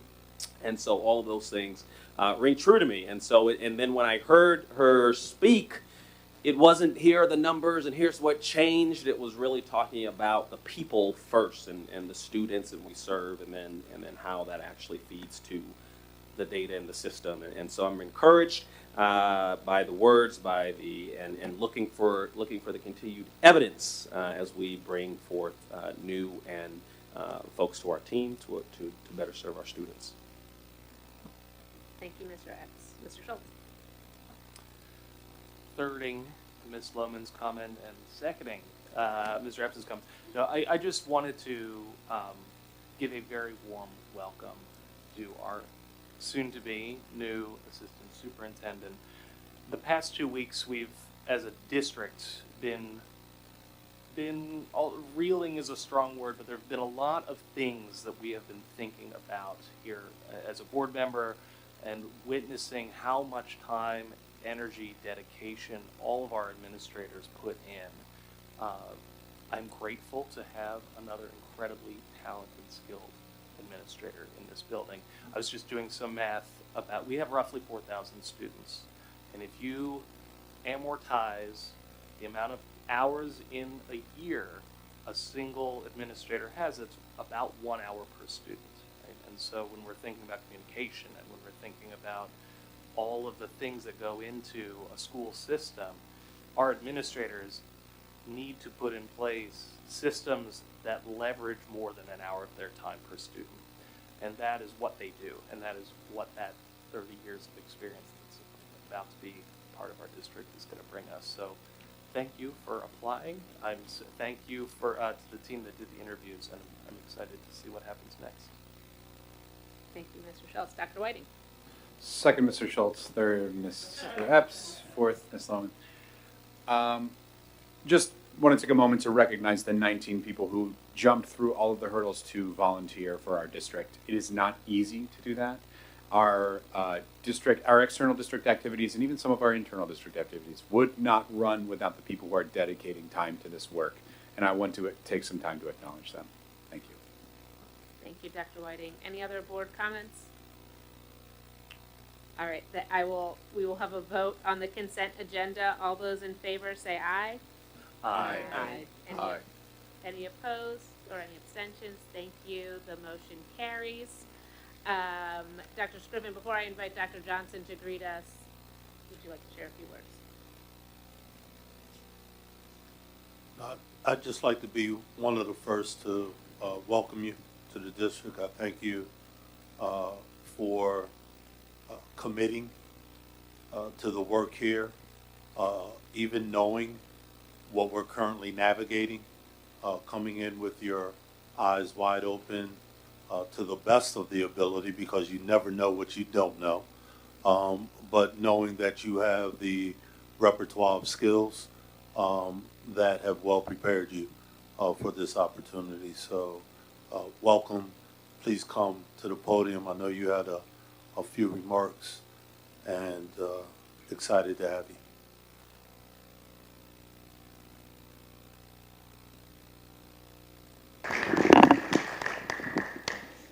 Not quite as tall. So it is truly an honor to stand before you as your newly appointed assistant superintendent.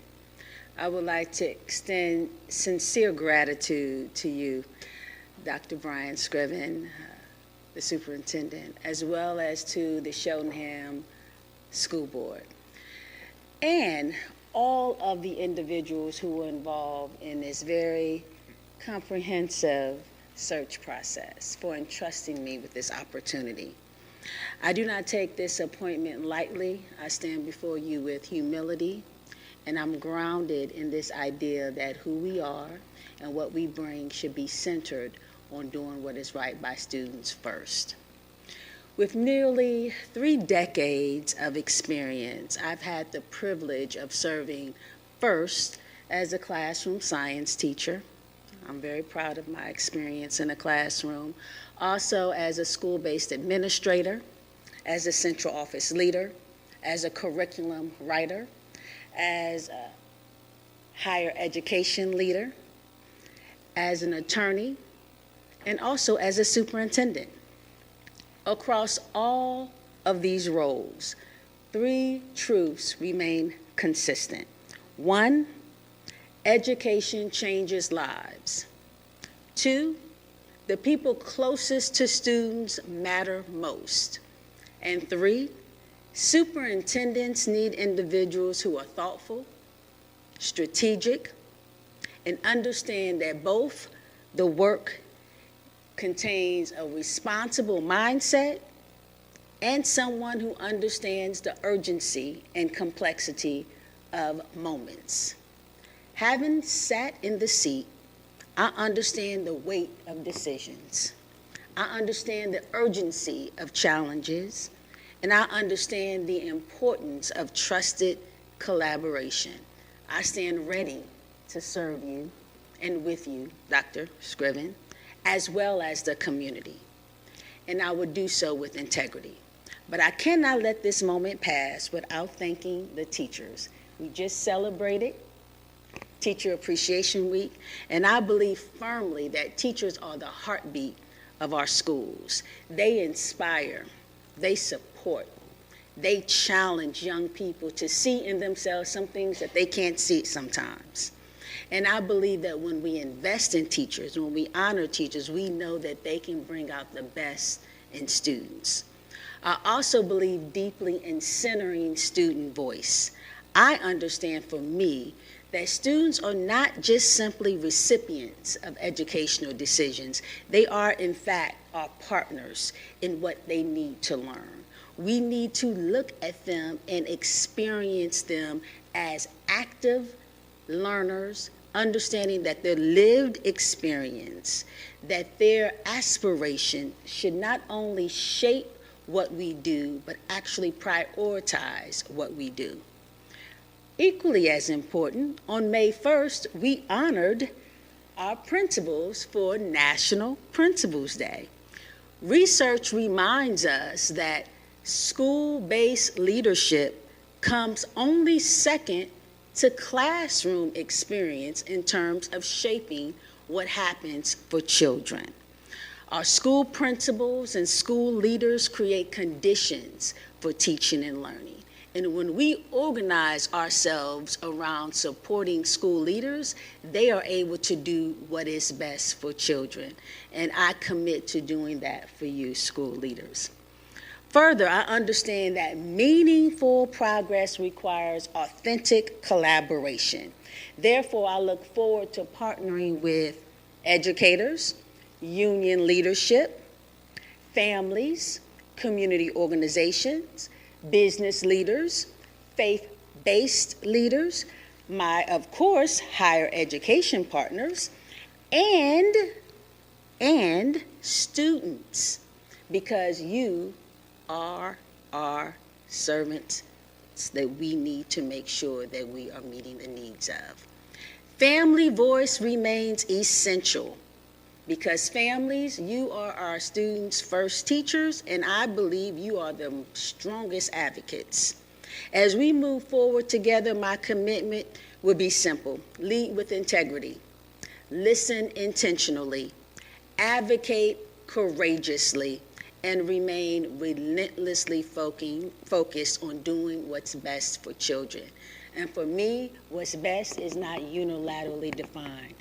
It should be collaboratively defined through alignment with state standards, evidence-based practice, industry standards, students' lived experiences, and meaningful collaboration with educators to ensure that what they are seeing and experiencing is incorporated. I'm excited to begin this work. I know that wisdom is in the room, so I'm looking forward to learning from each of you.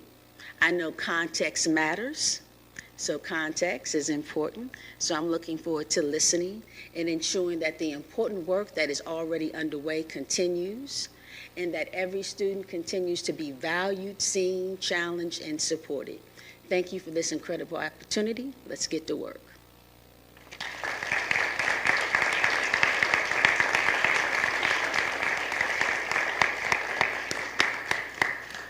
Thank you, Dr. Johnson, and once again, welcome to Cheltenham. Next up on our agenda, public comment on non-agenda items. At this time, anyone in the room or on Zoom may speak. Cheltenham resident, taxpayer, school district employees are permitted to speak for 3 minutes or less. So if you are in the room, please come to the podium. If you're online, you can raise your hand at this time. Please state your name and where you reside in the township. Joanne Spear, and I live in Cheltenham Township. And I couldn't really hear what someone was saying about the food service, the company. Could you repeat that? Absolutely. The Cheltenham School District Food Service Yes. Company? Yeah, absolutely. Would you, Mr. Schultz? I think you're probably referring to my report from the Financial Affairs Committee. We just voted on a food services contract, and at the Financial Affairs Committee, we received a presentation that went over the process that the RFP responses, the proposals that were submitted to us from various vendors. We received a report, an update on how those were reviewed, which ultimately led to a recommendation this evening of Chartwell's was the vendor that we just voted to approve. So Chartwell's is the new food service company? Yes. Okay. That's correct. Thank you. Yes. Thank you. You can just come right to the podium. Thank you.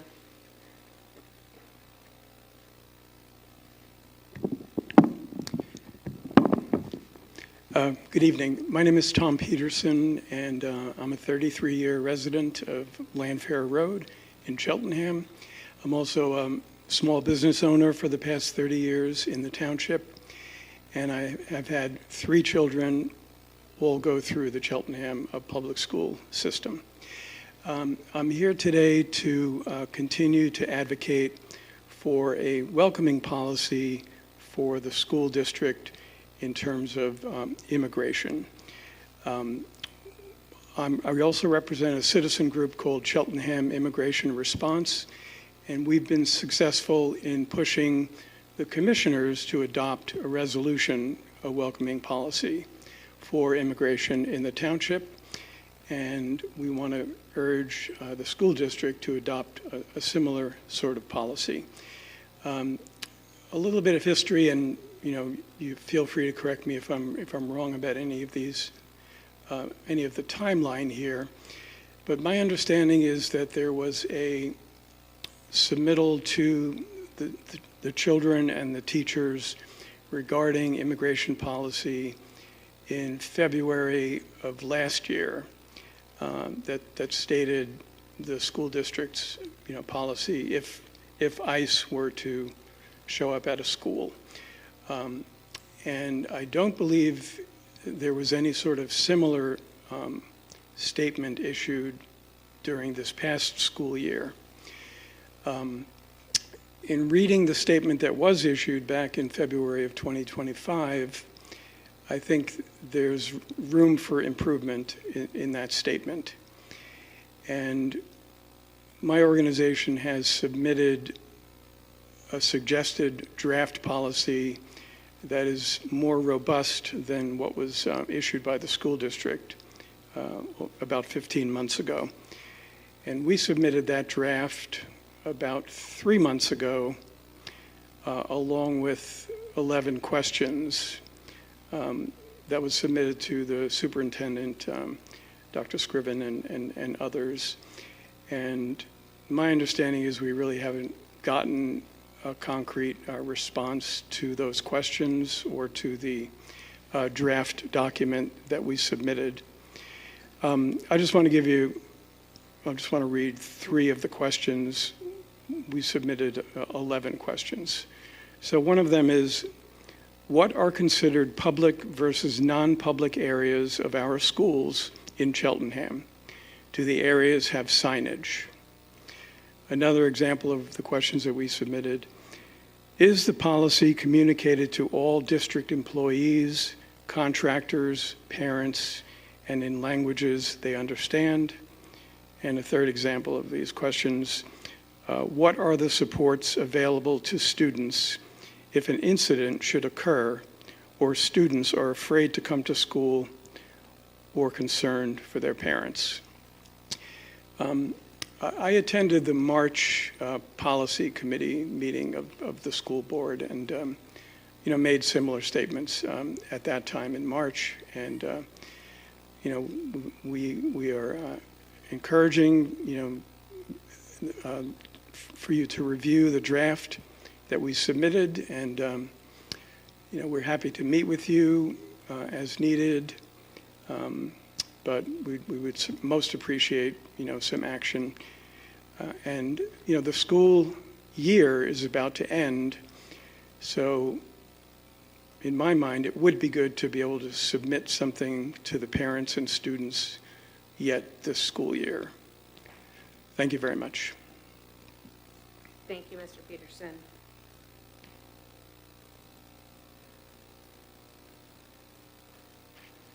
Good evening. Excuse me. Good evening. My name is Randy Libros, and I live near the Brookwood Run, which, if you're not familiar with that illustrious waterway, it runs for probably at least a few hundred feet from Oak Lane into Tokenie Creek. And I'm also here representing our neighborhood organization, East Cheltenham Cares. And we also were very involved with talking to our commissioners about the welcoming policy. One of the things, we've been around for actually just about a year and a half, and one of the things that really got people very fired up early on was hearing about kids at the bus stop, actually down the block from where we live, talking about like being scared of like if their family members were deported. So we're really concerned about, not just the township's policy, but also the school board's policy and how that's communicated.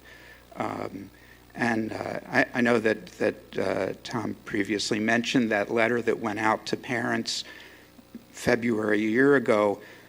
Parents who I've talked to weren't aware of it. They, we asked about it. Oh, did you see this? Because we heard that this went out, and people weren't familiar with it. So that the way that the information was communicated really apparently was not getting through, and I think that that's a problem. I think it's really important that, I mean, just a little digression, land acknowledgement and acknowledgement of the value of the diversity of our community. It's something that I think is really important. I grew up in Cheltenham. I went to Wyncote Elementary, graduated from Cheltenham High School. The Earth's crust had cooled by the time I graduated, but I'm not sure by exactly how much. But it's been a little while. But I grew up in a community that was really not very diverse, and I really value the diversity of the community now and the contributions of our immigrant neighbors. I just know that our schools are such a central part of our community, and that it just feels very important to me that there be some real robust, communication, so that there's real awareness of the ways in which the school will protect students in the event of, some ICE activity.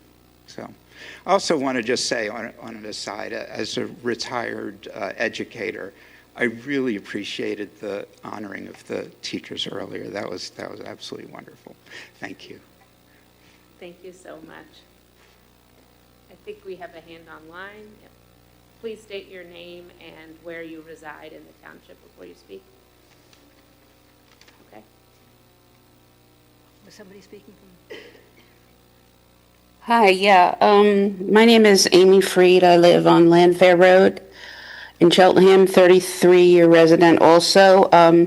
I just wanted to echo and reinforce what Tom Peterson talked about, putting together a more robust and as Randy also said, a policy that is communicated in the languages of the district and not just sent as a email as it was in 2025 that can get very, very easily lost in spam and other places in your mail.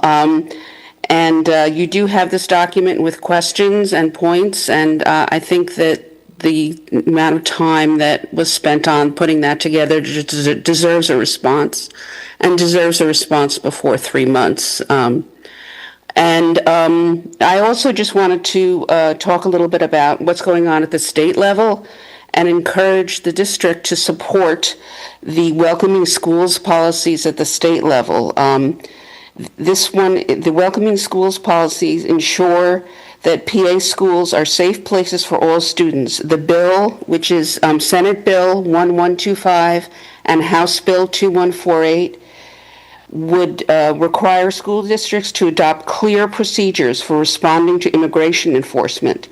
These steps will protect student privacy, give administrators and staff clear guidance, and affirm schools as welcoming places for all.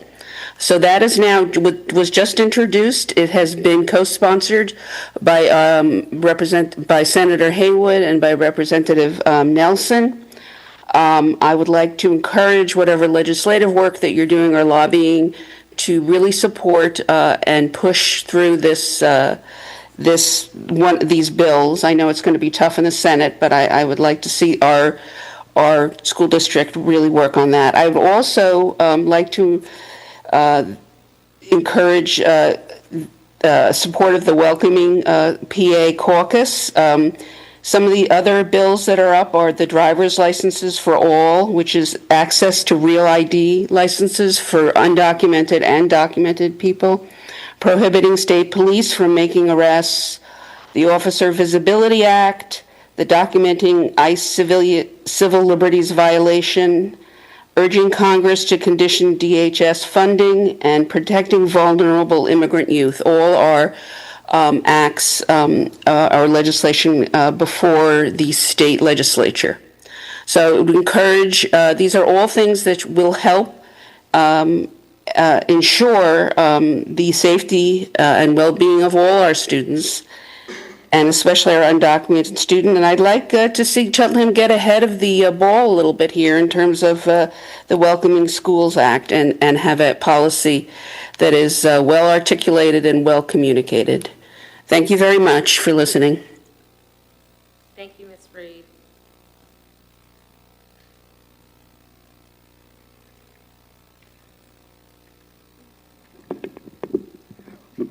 Hi, everybody. My name is Pam Albright, and well, first of all, I totally agree with what the last three people just said. I'm not going to repeat the same thing, but first of all, I just wanted to say that I was really proud to be part of this community and excited to hear the land acknowledgement that was read today. I think that is a wonderful and beautiful embodiment of our values in this community, and I really hope that those perspectives and values are reflected in the curriculum that our students are going through, because I think that's crucial.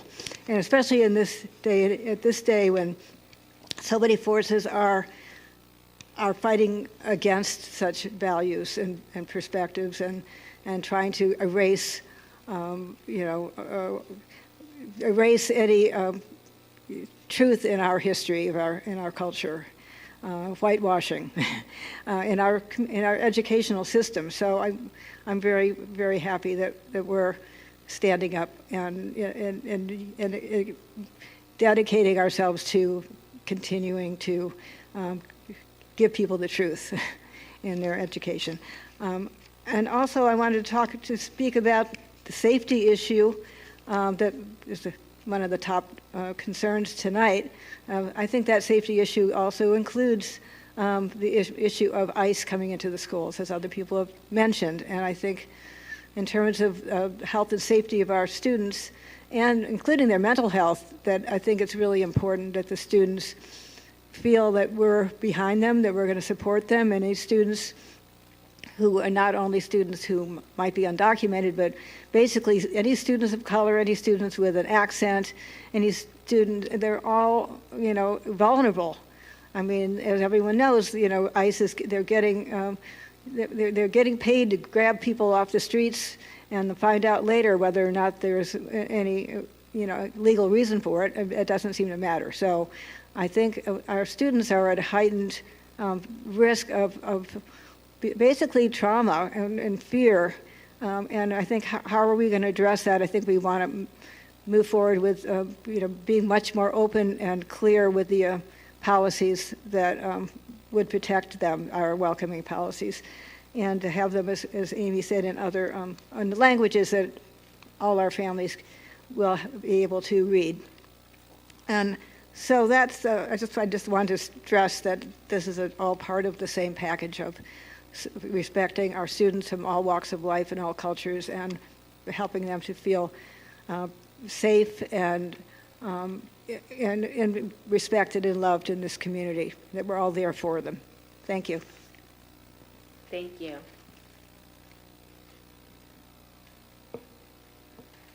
So we did have one meeting with 2 or 3 representatives from your group, probably about a month and a half, maybe 2 months ago. I will have Mr. Goffman, who's our Director of Communications, follow up to make sure we get your contact information. But we will reschedule, we will reconvene and have another meeting with you, just so we can work on formalizing a draft and attempting definitely to get a communication out before the end of the school year.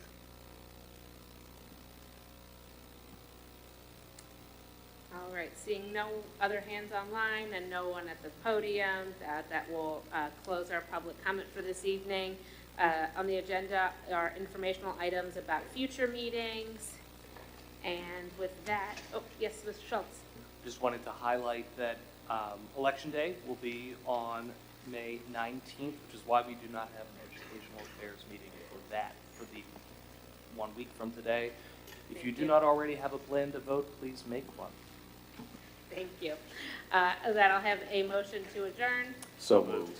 Oh, that's a first and a second, and meeting is adjourned. Good night, everyone.